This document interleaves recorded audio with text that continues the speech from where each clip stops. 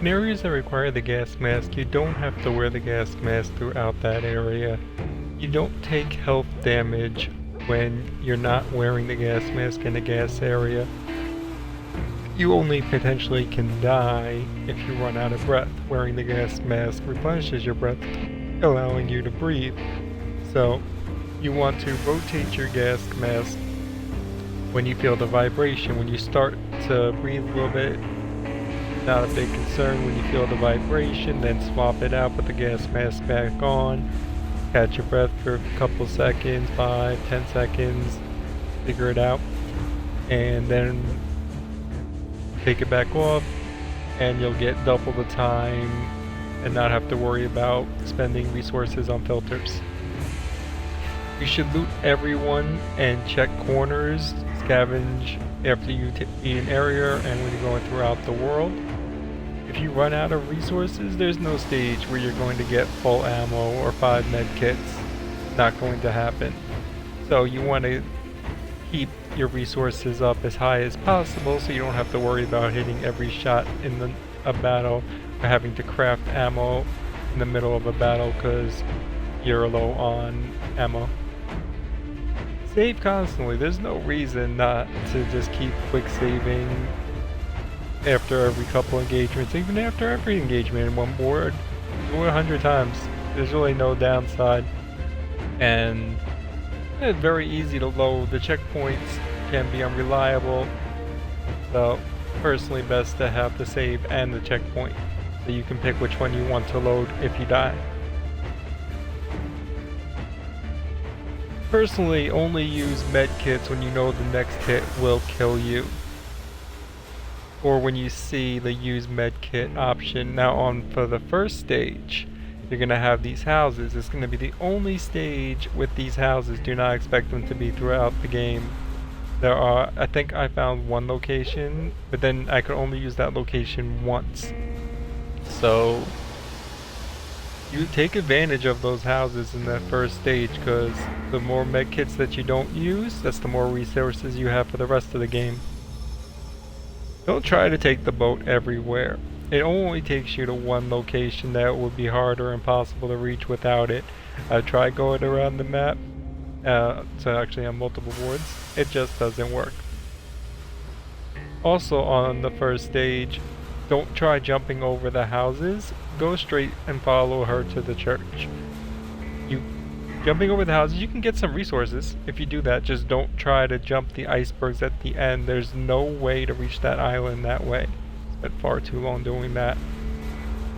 Scrap weapons after battles. Every enemy's weapon. Scrap the weapons for extra ammo and potential upgrades.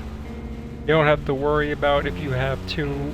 You're holding the same weapon and you see the enemy has a weapon that has that upgrade. Just scrap that weapon and the upgrade will go into your inventory. Then when you want, you can go into your backpack and equip that upgrade on the weapon that you already had with your current upgrade selected. It's faster than swapping weapons and trying to do it any other way. The motion detector, which is I found it in the second board. Apparently they have 2 locations for each one, but it's an invaluable upgrade. I love it. It can alert you to enemy locations on their cardinal location, so you can tell when enemies are extremely close, and it's very great to pick them off and hunt. You can get a lot of the ones that don't attack you till you get close enough to them to trigger them.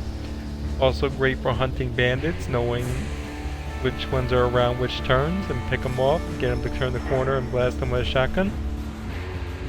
It's not going to tell you the elevation, as I said. It's only the cardinal location, but I found it very easy to use. Definitely best upgrade in my opinion for that slot. When you have the time to optimize your gear and engagement and allow you to get the upper hand, take advantage of your backpack.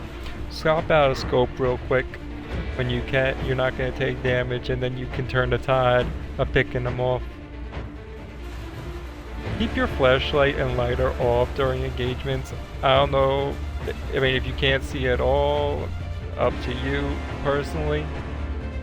I only turn my flashlight on to check a corner after the engagement or when I know nobody is going to see it and I'm just checking something out real quick. It will get you noticed. Once one enemy knows your position, he may very well and probably will alert every other enemy within earshot to your location. So, the less enemies that know where you are, the easier the battle will be for you. Suit upgrades can be added only at the workstation as well as ammo crafted. Make sure you have decent supplies when you reach these workbenches and you select your preferred weapons. Upgrades you can do whenever, but if you want to you got a weapon that you just picked up and now you want to swap back to the weapon that you prefer, do it then. Chances are you might have to wait a while if you don't. Throwing knives, the tinker rifle, and the crossbow can be your best friend. Throwing knives, I realize, are not for everybody, but if you can hit with the throwing knife, it will save you a ton of ammo. Headshots are instant kills on everything I've seen at the headshot is an instant kill, besides like the minigunner. And when you put it in their chest, a couple more bullets brings them down. Not the minigunner, but like everything else. Tinker rifle and the crossbow. Crossbow ammo can be picked up. Tinker rifle ammo is incredibly cheap in comparison to everything else to be crafted. Throwing knives also, why they're your best friend, because like the crossbow, they can be recovered. Even if you miss a shot, it does land where, it's still there where it landed.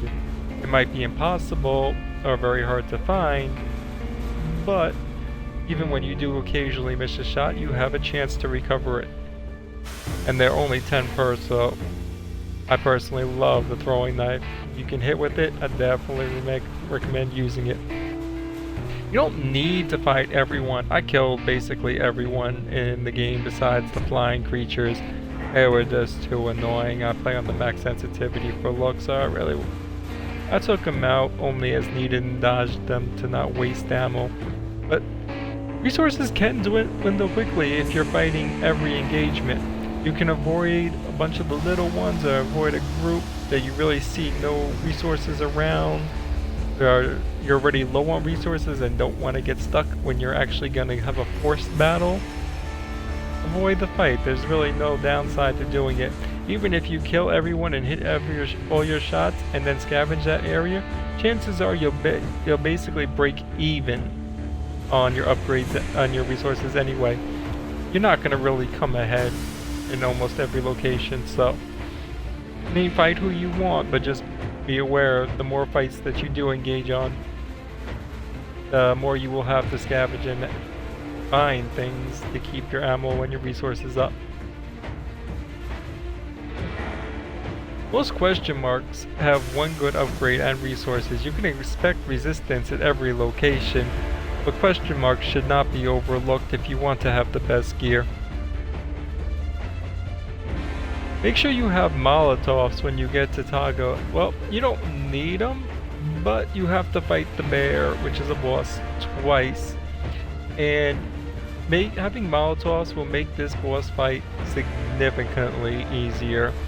Once you toss the Molotov at him, you have a good 6 seconds where he can't attack you, and he is deadly. He will kill you in 1 to 2 hits. Well, I don't know, I haven't played Rager Hardcore yet, so potentially he can kill you in 1, I don't know. He will kill you unless you're on easy, maybe, I don't know.